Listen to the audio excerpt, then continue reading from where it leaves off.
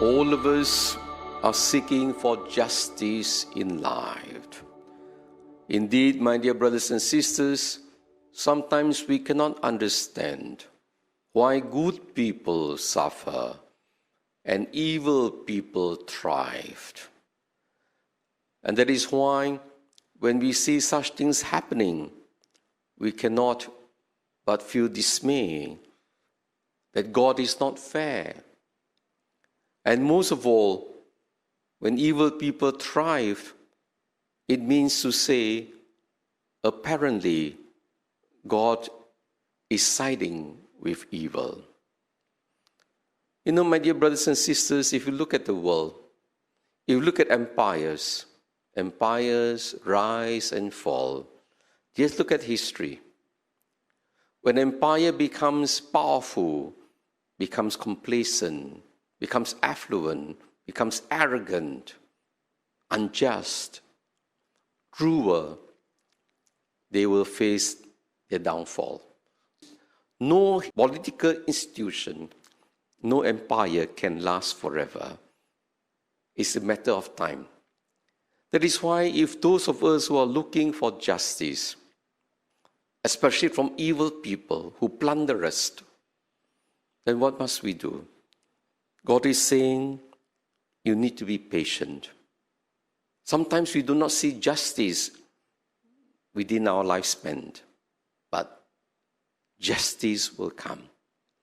Because if you look at the history of empires, of Babylonia, of the Persian, Assyria, they spent for hundreds of years. And so we need lots of patience when we want to see the justice of God. But God will triumph in the end. Evil will not last. Evil will be destroyed by evil. And so, my dear brothers and sisters, what is needed for us in the face of evil, injustices? We need to have faith. When we are faithful, when we are just, we will triumph. So faith is the key to overcome this sense of injustice, to continue to have faith in God, in His divine plans for us. We might not be able to see it in our own lifetime perhaps, but justice will prevail. Good will triumph over evil. And this is the kind of faith that we need to have. You know, my dear brothers and sisters, faith is more than just some sentimental faith, emotional faith, some nice religious experience. Faith is really action. It means doing what the Lord wants of us. You know, the church is a human institution. It is divine, certainly, but it's made of human beings. In the church, even religious leaders will fail you. Bishops, priests, religious, lay leaders, they are not perfect. We are not perfect. And so many people have left the church because they are scandalized by the failures of their leaders. Even though sometimes even we expect our religious leaders to lead us in faith and they fail, where is your faith founded?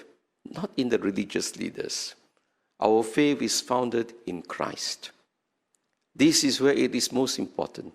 If your faith is shaken easily because of some religious leaders or because of your fellow Catholics, then you have no faith. Your faith is only strong in the time of temptation, in times of trial. And that is why it's very important for us all.